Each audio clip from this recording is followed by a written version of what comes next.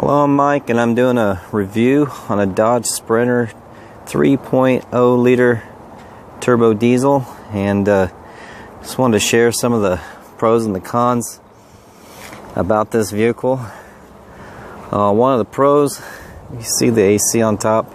I've actually turned this into a refrigerated van.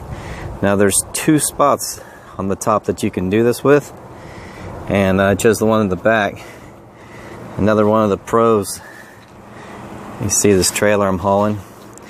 Not particularly fond of towing it, but you can use the shifter and change the gears. You can downshift, so that's really good.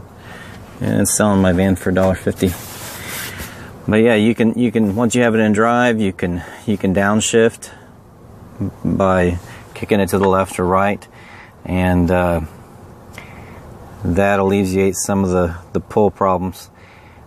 One problem with this particular vehicle, and it seems like it's a problem with many of the Sprinters, is the vibration. There is a vibration between 45 and 60 miles per hour. Now once you get past 60, it's pretty good.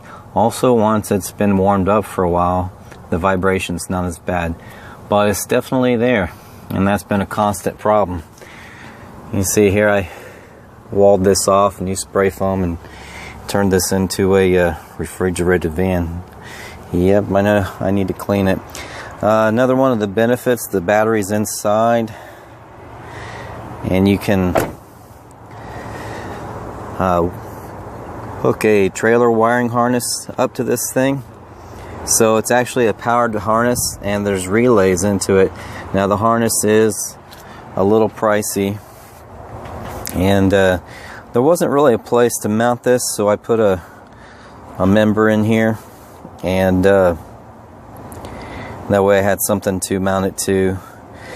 The hitch itself was very easy.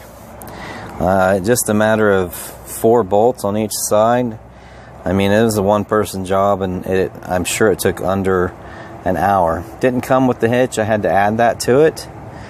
As far as the lights and stuff goes, this vehicle tells you when the lights are blown. So that's really cool. The doors pivot. You can latch them, or you can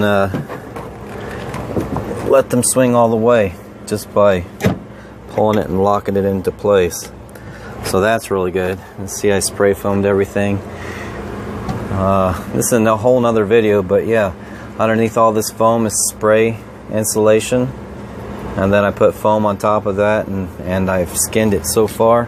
I'm getting ready to put some white boarding up. This vehicle has 300,000 miles and started having some intermittent power cutoffs. So did some investigating, and there's a wiring harness issue. There's chafing inside the engine compartment. That's on another video, but definitely if you watch this video, you should see my other video, because if you don't fix that chafing problem, the wiring harness can be damaged, and you would have to replace the entire thing.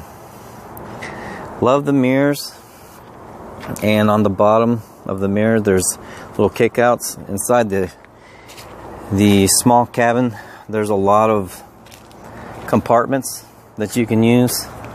Turn signals are on the windows, but I mean, underneath and under the door there's compartments, as well as on the other side.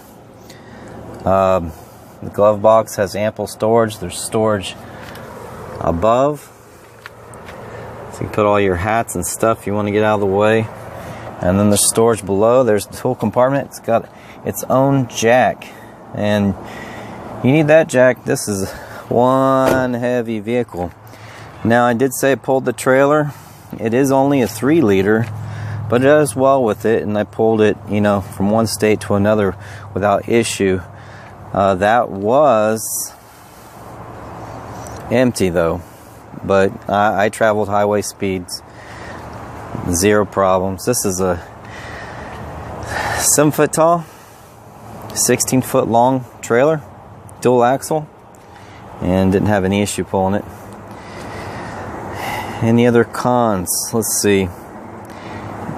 On the positive side, it gets around 21 miles a gallon if you keep it at 60 miles per hour, and even better, you know, if you keep it around 50. Now, it's a flying brick. You see how tall this thing is. If you go 70 plus, you know, expect to get like 18 miles to the gallon. You know, but if you're in a hurry, you just eat it, right? This thing does not have a dipstick. I have experienced, however, when I didn't put enough oil in, it told me it holds over 3 gallons of oil, which I think is awesome.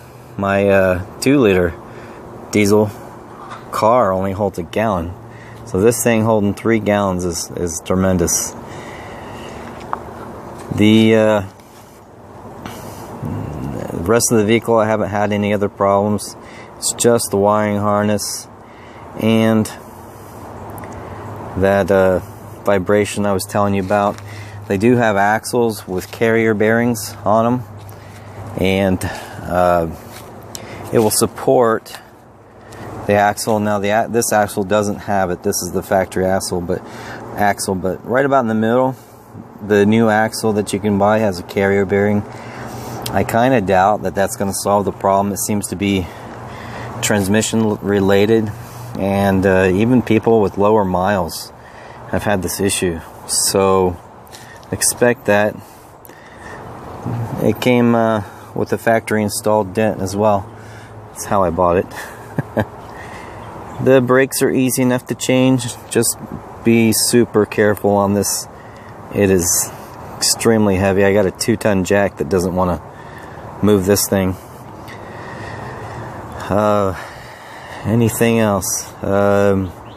If you have a turn signal light out, if you have a brake light out, this thing will tell you.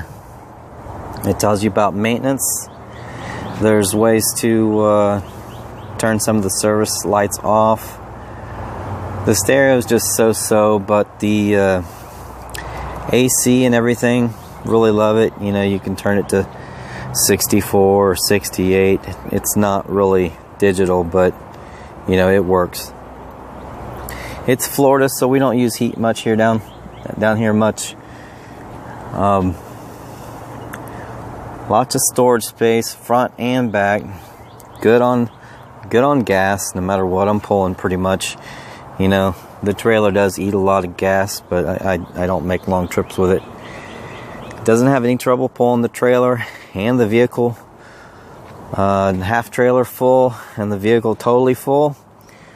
No trouble pulling it.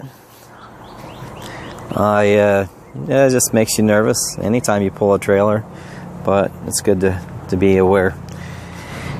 Again, the hitch was easy to install. I mean, we're talking about removing this bumper here, adding the hitch and the bumper back on, and I had no trouble with that. I used a jack to hold it up in the air, and you know, you put one bolt in on each side and you pivot it up. This was nothing compared to my Volkswagen over there. I put a Reese hitch on that. You'd have to rip the whole car in half. That's another video.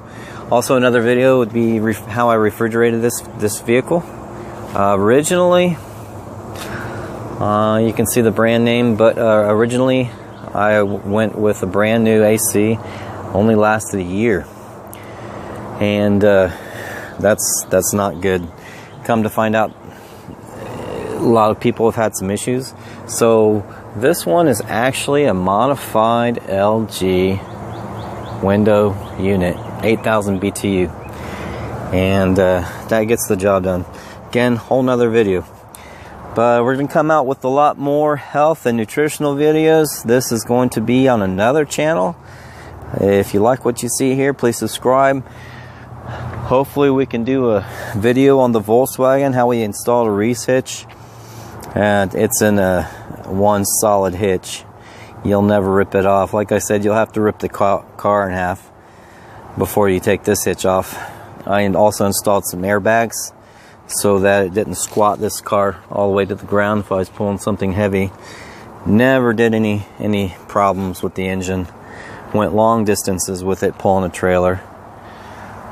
Pulled this trailer with that car, and it's totally full. That's another refrigerated unit. That one I already did the video on. But hope you can subscribe, and if you have any questions, go ahead and leave them. Again, I like this vehicle, but there's two major problems that I totally hate. Other than that, this thing's self-sufficient. Tells you when the oil needs to be changed. It tells you when you're low. It'll even tell you it's a quart low if you press the button. But if you go below 2 quarts, I think it holds 2.5 gallons. So if you're at 3 gallons, this thing starts warning you. Also, all the tires have pressure gauges in them, and they warn you. You know, if you go below 65 psi, these tires hold 80. If you go below 65 psi, thing lights up, warning, warning, warning. So that's a nice feature. Anybody knows what place I can get 80 psi of air at what service station? Please drop me a line on this channel. And I think I'm gonna have to pick up my own air gauge, keep it in the car, and go to one of the truck stops, because it doesn't seem like any of the gas stations, your general gas stations for cars and lightweight trucks, have anything that will pump up to 85 psi. No, I don't have my own compressor here. But yeah, that's about it. Automatic locks. Gotta keep oil in the sliding door. And great little vehicle for its size. Getting to get good gas mileage. I love it. And I do push this thing pretty hard, but about the lowest I get is 19 miles to the gallon. You know, if I drive 70 or a little bit more, you know, and have a little bit of idle time, because some of the things that I do, and pull on this trailer, so doesn't do bad. Anyway, have any questions, let me know. Talk to y'all later. See you.